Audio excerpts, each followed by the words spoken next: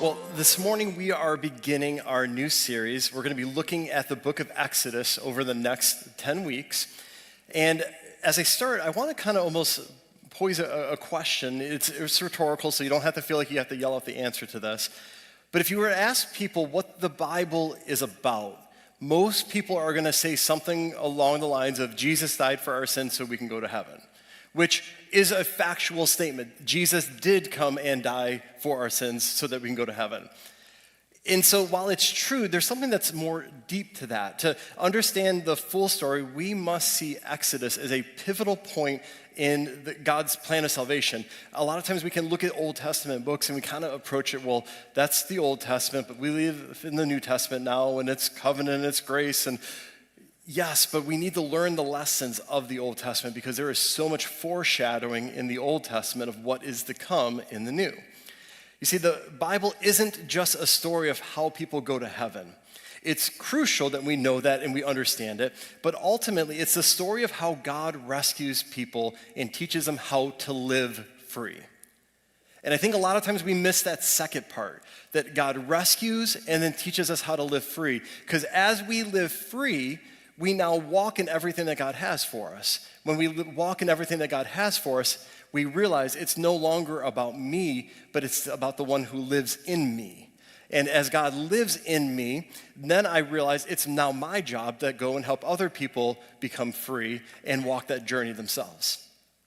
You see, when we look at Genesis, we see the story of God's preferred version in the garden. We see the introduction of sin through man's failure, and then we see man's effort to do everything that they can to fix things and to live right and to live holy and righteous, and it keeps falling and failing. Even when we get to kind of the pinnacle of the book of Genesis, we get to the end of Genesis, we see that Joseph is now in second in command in Egypt. Everything appears to be good, and here's like, okay, everything is working. The plan's working. We've got through all the rough start, and now everything's going to go the right way, except it doesn't. Because we get into the book of Exodus, and everything begins to fall apart, almost in spectacular fashion. It's the moment where God takes a people in the book of Exodus who are slaves and turns them into a nation who can be in covenant relationship with him. In the book of Exodus, we see where God confronts oppression. We see God reveal his name. We see God defeat the gods of Egypt. We see God part the sea. We see God give the law. We see God dwelling amongst his people because he looks at the scenario and the situation and says, you know what, this is where man failed. So let me show you how I'm going to begin building the blueprint to get us to the next place. When the prophets speak of salvation, they speak of a new exodus from our old ways. When Jesus talks about his mission, he begins using Exodus language to highlight how his work is part of God's ongoing plan to rescue and bring salvation for his people. Even the cross mirrors this story. We're going to really hit this in 2 weeks, but the ultimate exodus is not from Egypt. The ultimate exodus is from sin and death. And we see that when all of a sudden we get to the story of Passover and all of a sudden we realize that Jesus is the Passover lamb. It's a powerful connection that happens between Exodus and the Gospels.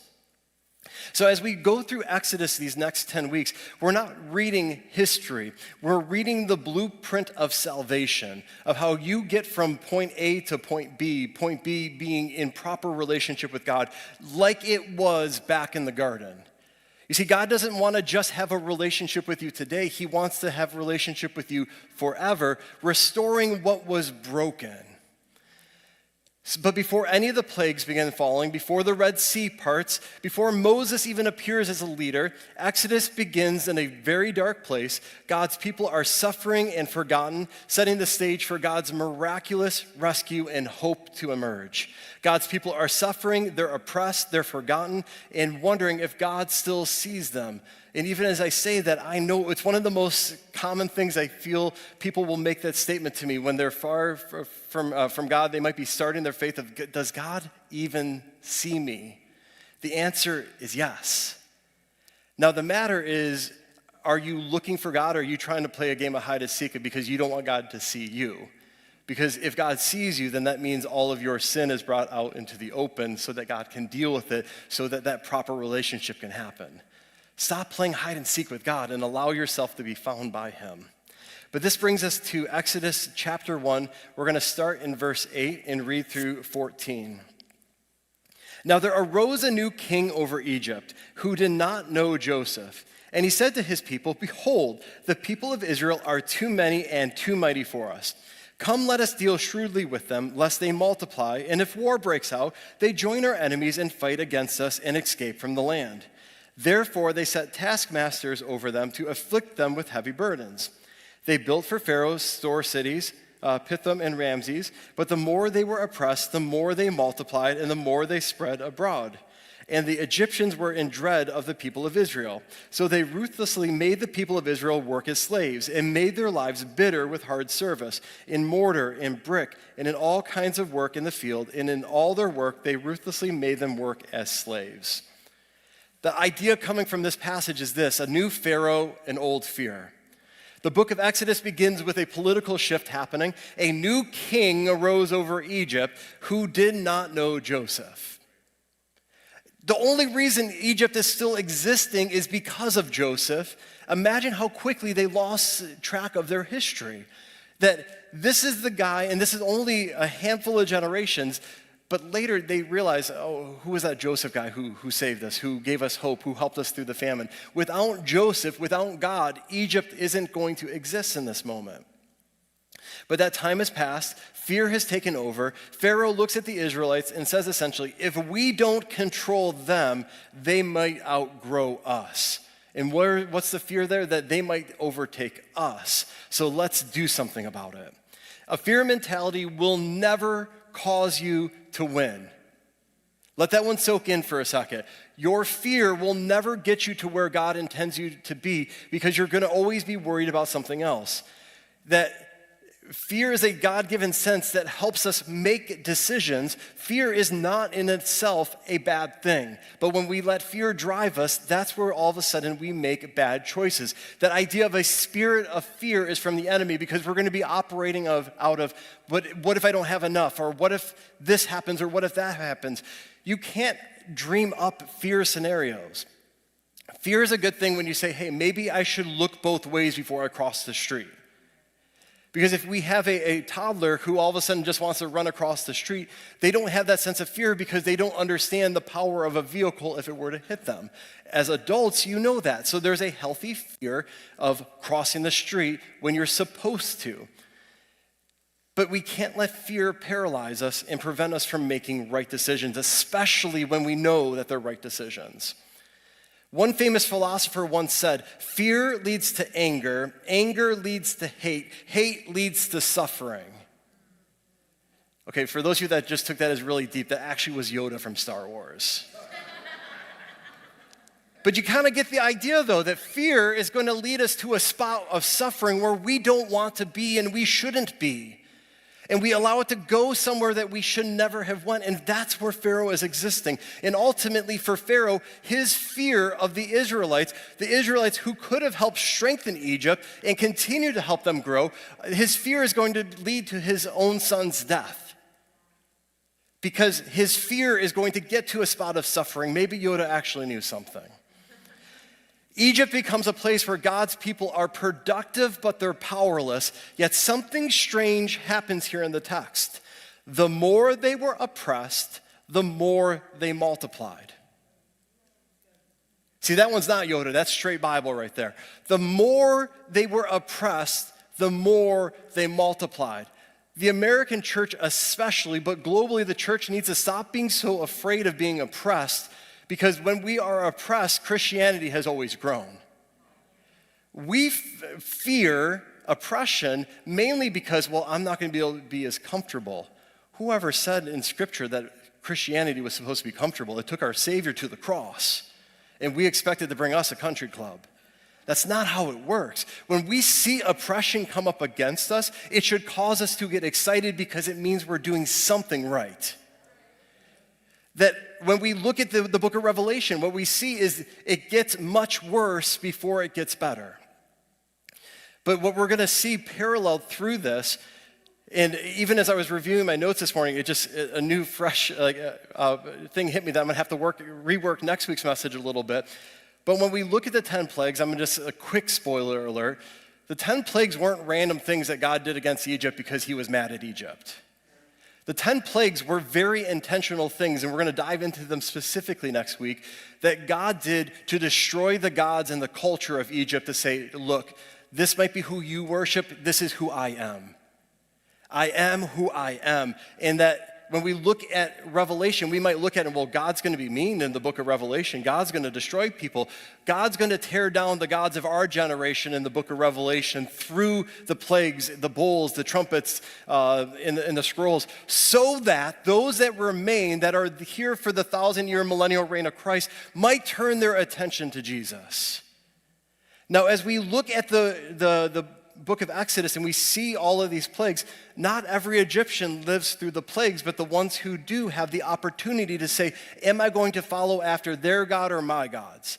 And their God just dismantled all of my gods. So you see this oppression, but realize that God is working in the midst of the oppression. Pharaoh's trying to crush them, but God is quietly keeping his promises to Abraham from the book of Genesis that says his offspring would outnumber the stars. Pharaoh thinks he's writing the story, but he's not, because God is using what Pharaoh's writing to accomplish his purposes. The thing that we need to realize with God is when God allows something, we kind of like blame well, God allowed this or this or this to happen to me, and I'm making all these bad choices, and all these bad things are happening to me.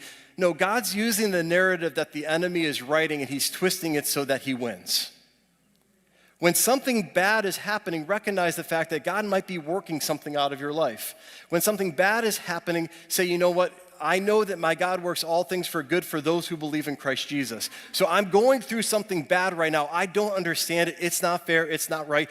Let's just, spoiler alert here, Adam and Eve ate of the fruit in the book of Genesis. If they hadn't ate of the fruit, if sin hadn't entered the world, then none of the bad things that are happening would be happening. It wasn't God's intention. He said, don't eat it.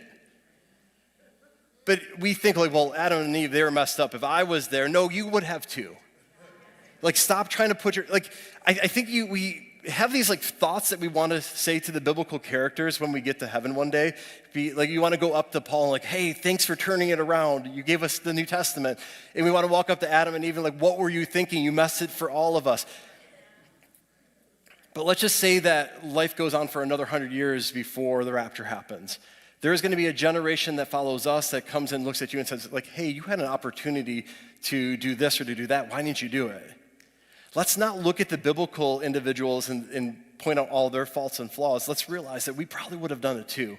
But God is working all things to restore people, to bring everyone back in the proper relationship, because it's his desire that none should perish, but that all should come to that saving understanding of Jesus.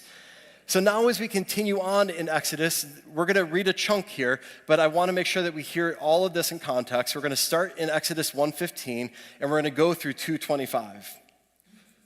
Then the king of Egypt said to the Hebrew midwives, one of whom was named Shiphrah and the other Puah, when you serve as midwives to the Hebrew women and see them on the birth stool, if it is a son, you shall kill him, but if it is a daughter, she shall live.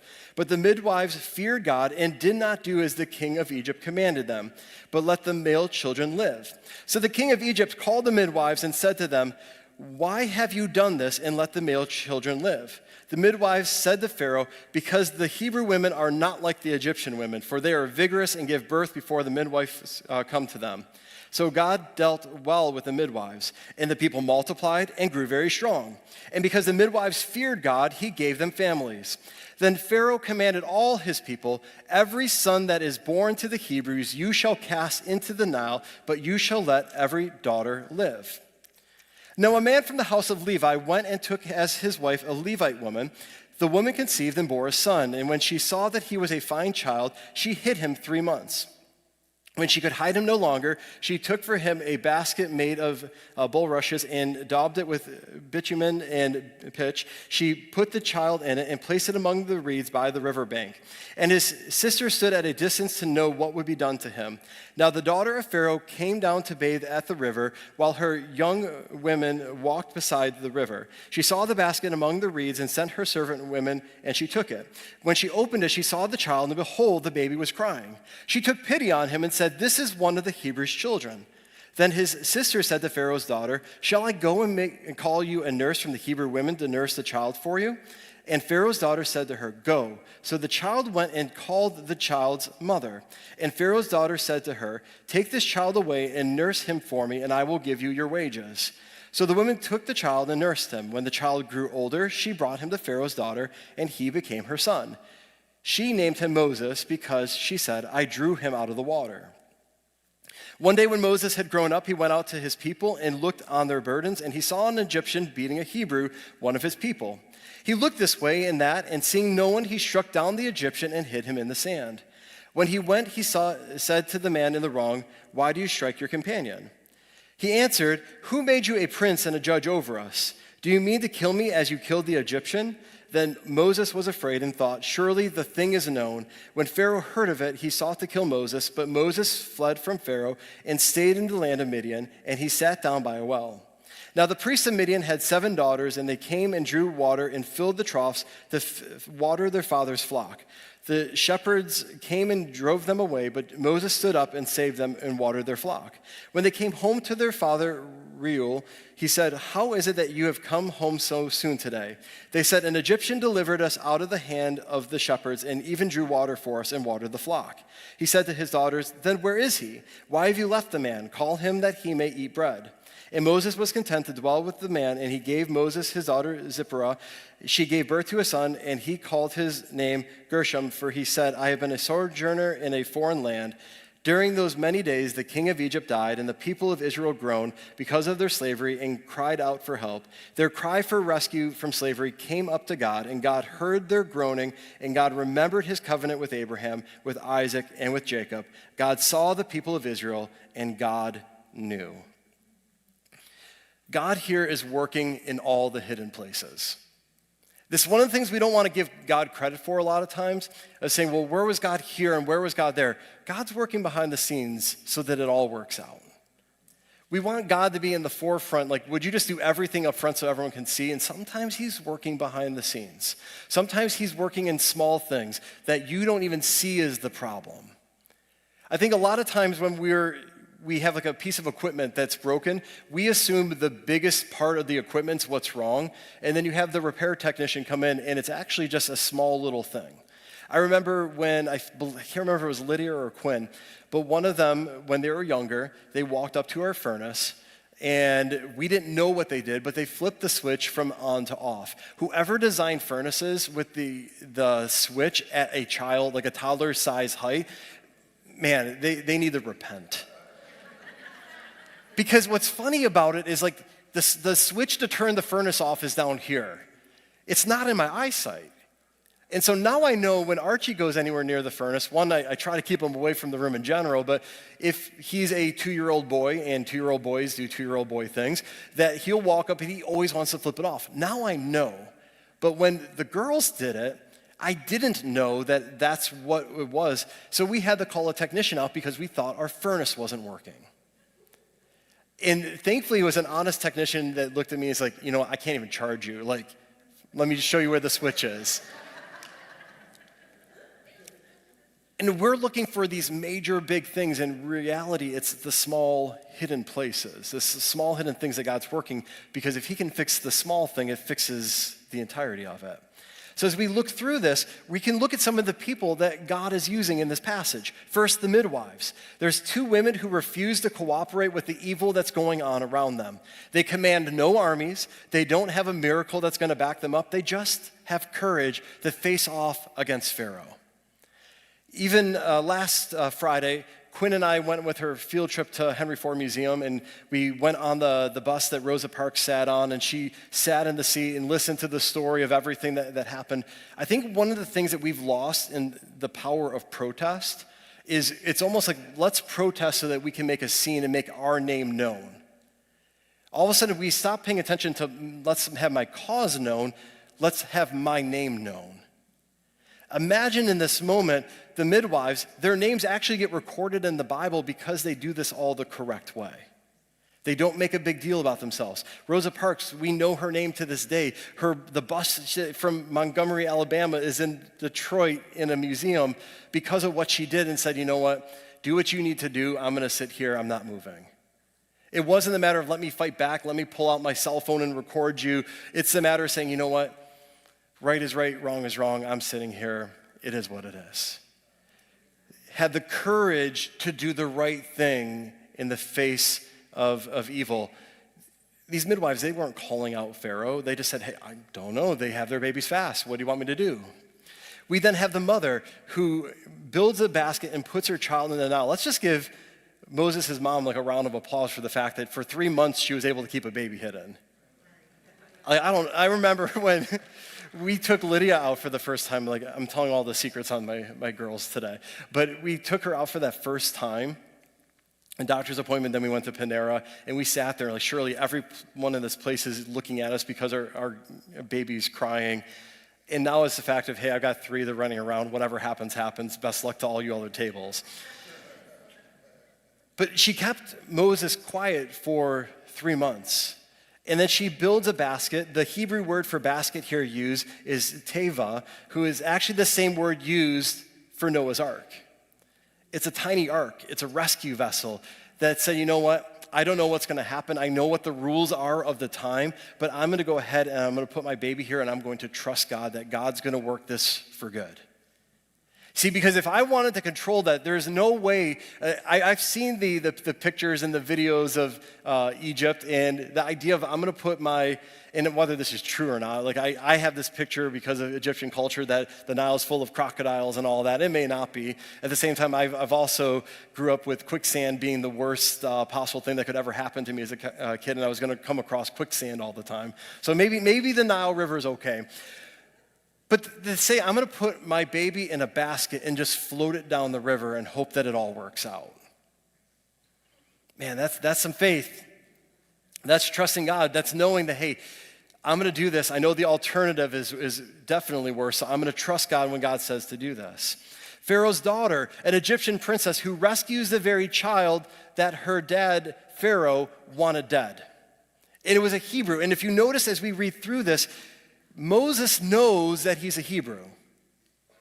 It's that feeling of he's seeing an Egyptian, the culture he's a part of and has been adopted into is causing problems for the Hebrews, which is his people. So he kills the Egyptian to protect the Hebrew.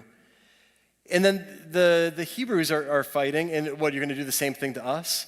This feeling, he doesn't fit in with the Egyptians, he doesn't fit in with the Hebrews. But Pharaoh's daughter saw him and said, you know what, no, I'm going to protect you. We have Moses who becomes a shepherd in the desert. And he's been a prince, but now he's 40 years walking sheep through sand. And from the outside, it looks like nothing is happening. But heaven is beginning to prepare something great. That God often does his best work in the quiet years. We just don't like it. Because we want to see the excitement happen. It's one of those illustrations you probably have heard said before, but when you look at the Bible, it's like almost this like text part we get excited about because here's all the things cool that happen, but it's all the white spaces in the Bible where all the other details that we're not going to know on this side of eternity, where God was working in the white spaces, God was working in the years. What happens fully in this 40 years that Moses leaves Egypt and is in the desert? What is God speaking to him or saying to him? What's Moses thinking? Because for me, he's 40 when he leaves. He's 40 at the end of this time period before he goes back to Egypt. He has lived 80 years at this point. And for a lot of people, it's saying, you know what, I'm 80, it's done. No, God's just getting started with Moses. Moses has got 40 more years of stuff that he's got to do, stories he's got to write, of people he's got to help save. And all this is going on. Pharaoh is playing out his role still. The Pharaoh's command to throw the Hebrews' baby boys into the Nile wasn't random cruelty. It served 3 well-calculated purposes in Egypt. And as horrible as it is, it not just only sets up the future of the Hebrew people, but it fulfills the biblical prophecy as well. So what are the three things that we need to recognize from Pharaoh doing this? First was the population control. As we discussed, Pharaoh's first concern was political fear. He was afraid of losing his power, so he started making decisions simply off of what was best, in his opinion, for himself and for his kingdom. So the goal was simple: kill the boys so that he could remove the future warriors, and then allow the girls to live so that they could assimilate the girls into the Egyptian culture and grow their population. You see, Pharaoh was being very intentional about what he was doing. It was an attempt to eliminate the future strength of Israel, and at the same time, Satan is a loser who hasn't changed his strategy. Because when you look at our culture, why do you think society always goes after the kids first? And hear this, it's not a conspiracy theory. If you think I'm a conspiracy theorist off of what I'm going to say, I'm going to tell you, go right back to the Bible and look at what God does over and over and over again, what Satan does over and over and over again. Culture gives up on changing you as an adult because they basically write you off and say, well, there's no hope for you, and you're not going to change, so you're just an old fuddy-duddy. You're just this old person that you're not going to change your opinions. Let's write them off. That's grandpa just being crazy again. No, ultimately, as an adult, we've made up our minds, but as a kid, we're impressionable, and so if you want to change the culture, you have to start with the kids.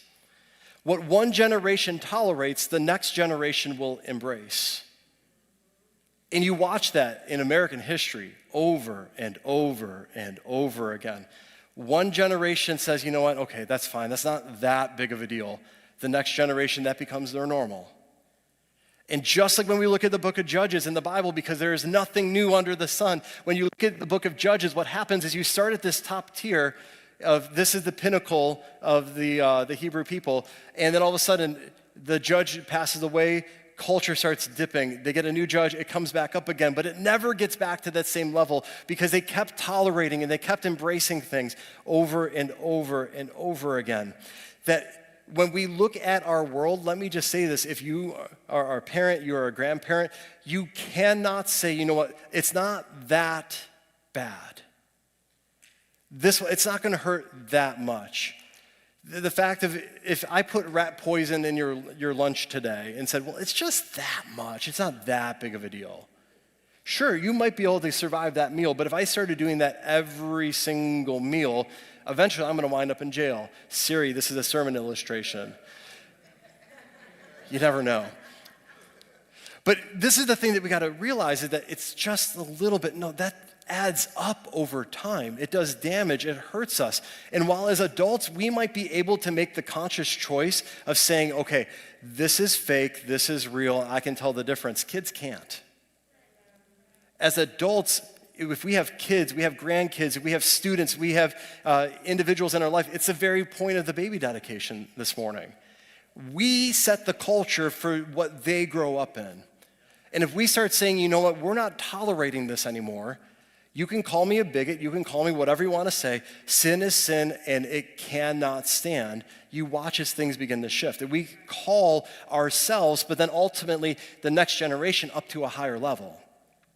If you want to say, well, the moral decay in America, it's the millennials' fault, it's Gen Z's fault. No, it's every generation that has led to the point we're at today.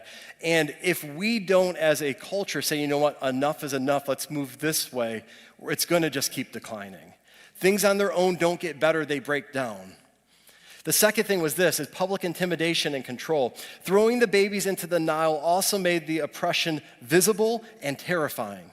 It wasn't meant to be a quiet policy. Pharaoh's command to eliminate the boys started with the midwives, and when that didn't work, what did it say? Now it's everybody's job to throw any baby Hebrew boy into the river. It went from the matter saying, okay, this newborn was just born, male, throw it in, to, hey, if you see a Hebrew boy, you need to throw him into the river. It's all of our jobs to do this. It's sick. It's disgusting. But when we look at our society, there is a constant pressure in our societies that does not value life. And I'm going to call a spade here. When all of a sudden you say, because I'll use the stats on one particular, that when you look at a baby that is designated with the markers, the soft markers for Down syndrome. Statistically across the world, in the United Kingdom, 90% of the babies that are found that have the markers for Down syndrome are aborted. In America, the statistic is around 68%. Did you know that 1 in 10 babies show some of the markers for Down syndrome? You see, we can mark up any excuse we want to, and this is where I make it go personal for me. You see, I don't get into the political realm of it because I know people will always debate the politicals and what about this situation, what about that situation. I can just tell you from my own perspective, having a son that we adopted, who the world would have said, you know what, it would have been better for him to have been aborted because he was born to a mother who had all kinds of drugs in her system, and he's never going to have a chance, and he's going to have this limitation, that limitation. If somebody would have said that and she would have actually went through on that, this world would be missing an amazing boy in Archie who has no issues, has no medical problems because God. You see, here's the thing we have to recognize and realize. We can make statements and make them broad because it sounds easy. Life isn't easy. It would be easier for her to have done that, but thank God for whatever reason in her mind, she didn't do that. And you can say, well, he's going to enter the foster system. Sure, he entered the foster system, and because the church was ready to stand up and be the church, that my wife and I were ready to say, you know what, come into our home, and then so many of you rallied around us to help support. When we look at this, we have to say, you know what, I'm not going to participate in a system that is going to look to destroy the next generation. Because if Satan can't kill them, he's going to try to manipulate them to accomplish his purpose. What if, I don't know what Archie's going to be one day. What if Archie is the next great evangelist? What if Archie wins one of your future children or grandchildren to Jesus? I don't know. You don't know. But we have to say, we're making a conscious choice. We're not going to participate in what Pharaoh's doing. We're not going to participate in wicked governments are going to do. We're going to make Jesus famous and put Jesus first. This was essentially an ancient equivalent of a regime saying, we control life and death. No, you don't. Jesus controls life and death. The third idea from what Pharaoh was trying to do was a religious connection to the Nile. The Nile wasn't just the river. When we think of the Mississippi River, yeah, it's a long river. It connects the north and south part of America, but it's just a river. But the Nile wasn't just a river, it was sacred. The Egyptians worshiped several gods that were connected to the Nile. The Nile represented life, fertility, and divine power in those Egyptian religions. Ironically, Pharaoh turned the symbol of life into a tool of death. And what sets up as one of the greatest moments in the book of Exodus is next week when we look at the plagues. The very first plague is meant to strike the Nile River, turning it into blood. So immediately what God says is, look, Pharaoh, this is what you started with. This is why you were wrong. I'm turning your river that you think brings life, that you think brings fertility, that you think brings hope. I'm going to show you that I've got power over it. God was very intentional of what he was doing when he did that. Pharaoh was trying to destroy the Hebrew babies, and God says, you know what, enough is enough. I'm going to judge Egypt. Leads us now to Exodus 3, verses 1 through 6. Now Moses was keeping the flock of his father-in-law Jethro, the priest of Midian, and yes, he goes by both of those names, so there's a lot of people biblically that are identified as two names. If you've got a nickname, you go by two names, so don't get lost in the details of that. But the priest of Midian, he led his flock to the west side of the wilderness and came to Horeb, the mountain of God. And the angel of the Lord appeared to him in a flame of fire out of the midst of a bush. He looked, and behold, the bush was burning, yet it was not consumed. And Moses said, I will turn aside to see this great sight, why the bush is not burned. When the Lord saw that he turned aside to see, God called to him out of the bush, Moses, Moses. And he said, here I am. Then he said, do not come near, take your sandals off your feet, for the place on which you are standing is holy ground. And he said, I am the God of your father, the God of Abraham, the God of Isaac, and the God of Jacob. And Moses hid his face, for he was afraid to look at God. So we get to the burning bush, and God revealing himself to Moses. Moses has been wandering the deserts. 40 years have went by from his moment of Egyptian royalty to being a shepherd and an outlaw. He's not on some quest to find God. He's not on a quest to be found by somebody. He's given up and says, you know what, this is my life. I'm content. I'm happy. I'm right here. But suddenly in verse 3, Moses becomes aware of the bush and he turns aside to see it. First off, let me even just draw your attention to this. The angel of the Lord appeared to him. When you see the word and the phrase angel of the Lord, especially when it has a capital L for Lord, that's a pre-incarnate representation of Jesus that appears to individuals in the Old Testament. Happened for Abraham, it's happening for Moses here. And if you notice, the way I can say that confidently is as soon as Jesus appears in the New Testament, we no longer see a reference of the angel of the Lord appearing. Because now Jesus has come down and is here, been made known in the flesh. But in verse 3, Moses becomes aware of this bush and turns aside to see it. The Hebrew word here for see is ra'ah, which means to perceive. There is some rabbinical history tradition where this bush was always burning, and Moses just happened to finally see it and to perceive that it actually existed. It wasn't just a visual, it wasn't a strike of lightning that caused this bush to light up, but Moses became aware of what God was doing. If the traditions are true, which we don't know and we can't know, these are some of the things where like you wonder, like, well, what am I going to say to this person? These are some of the things I wonder, like, hey, God, was that bush always burning, or did you just light it on fire when Moses came by? Those are some of the things I always am curious about. But this moment changes everything. That God calls Moses by name and says, take off your sandals, for the place you're standing on is holy ground. There's too many moments where we walk into the presence of God with this expectation of, God, you need to do this and this and this for me in order for me to do this and that. Here, when we see this authentic move of God, that God is showing up and identifying himself to Moses, what is he saying? What is he doing? He's saying, hey, Moses, you're on holy ground. Take off your shoes. Recognize where you are. You are in the presence of God Almighty. You need to stop doing what you're doing. Make this a holy moment.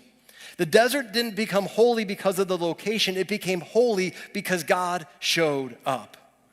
And then God reveals his name, Yahweh, I am who I am.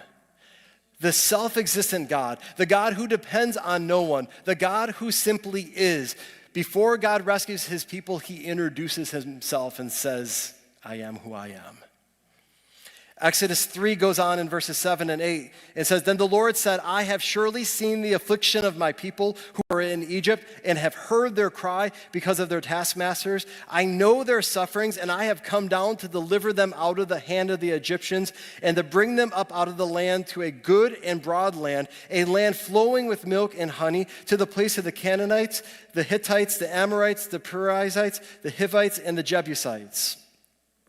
This right here is the turning point of the book of Exodus. And I know it's kind of funny calling it a turning point when it's in chapter 3, but it's in this moment that Moses goes from I'm a nobody to starting to become a somebody. You see, he's going to go through and he's going to tell God, well, I can't do it because I don't speak good, and I can't do it because of my past, and I can't do it because of, and God says like, hey, shut up for a second. You can't talk good? Take your brother Aaron. Aaron's going to speak for you. You don't know what to do? Here, let me show you what you can do. Take your staff, throw it on the ground, it's going to become a snake. Do this, do that. God is basically saying, I need you to be who I'm telling you to be, and trust me that I'm going to show up and do everything on your behalf. Let me prove myself to you and ultimately to the rest of the people. God says 4 things here. I have seen the misery of my people. I have heard their cry. I know their suffering, and I have come down to deliver them. 4 powerful truths. God sees, God hears, God knows, God comes down. For generations, Israel has wandered, and whether God has forgotten them, but heaven has not been silent.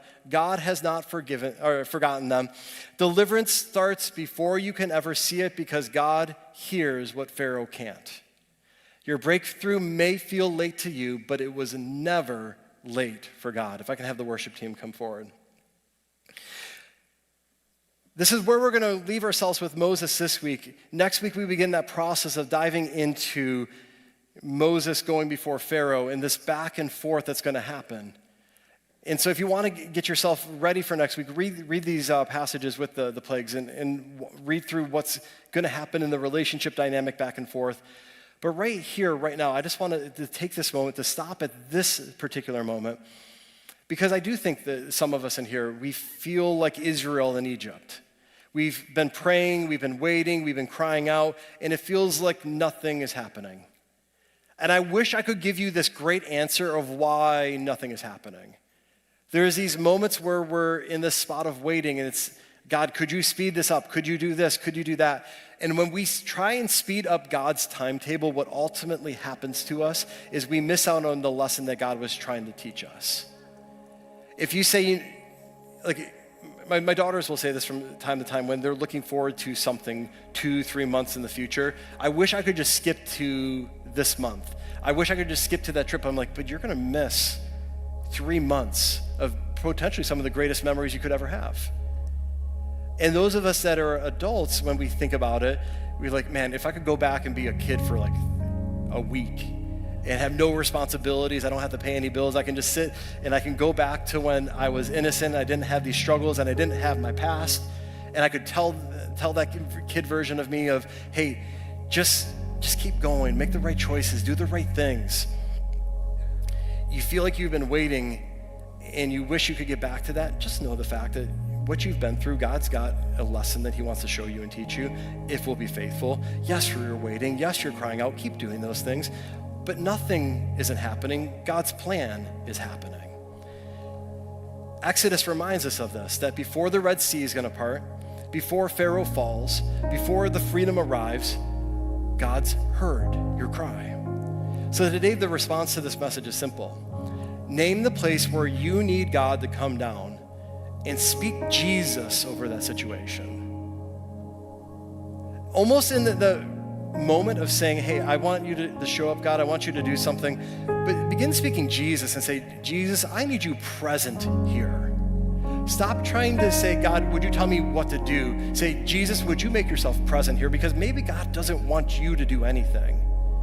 Maybe he just wants you to be open to recognizing that this is holy ground that you're standing on. It is time to kick off your shoes and stand in the presence of God. Stop trying to make things happen and start trusting that God will be the one that makes them happen. So speak Jesus over the situation, the broken relationship, the private struggle that you have, the burden that you've been carrying for years, the prayer that you've almost stopped praying multiple times, and you'll pray it again, then you'll stop for a while. Because the God of Exodus is not distant. He is the God who sees, he is the God who hears, he is the God who knows, and he is the God who has come down. So this morning, if you would just stand with me as we just worship, I'm just encouraging you that whatever the situation is, the problem, the thing that's on your mind, the thing that you just can't get past, I want you to have an encounter with the God Almighty that Moses encountered, the God who is I am who I am, the God who says, kick off your sandals, you're standing on holy ground. That moment can be for you this morning. I just encourage you, the altar space is open. If there's something where you say, God, would you just be present here? I want you to speak Jesus over that this morning and say, God, would you show up and would you do something? And I'm just gonna trust you that you would have your way in my life. Our prayer team will come around you and join you, but if you need that altar space this morning, come and make it a holy moment, because any moment where we're in the presence of God becomes a holy moment. Let's worship.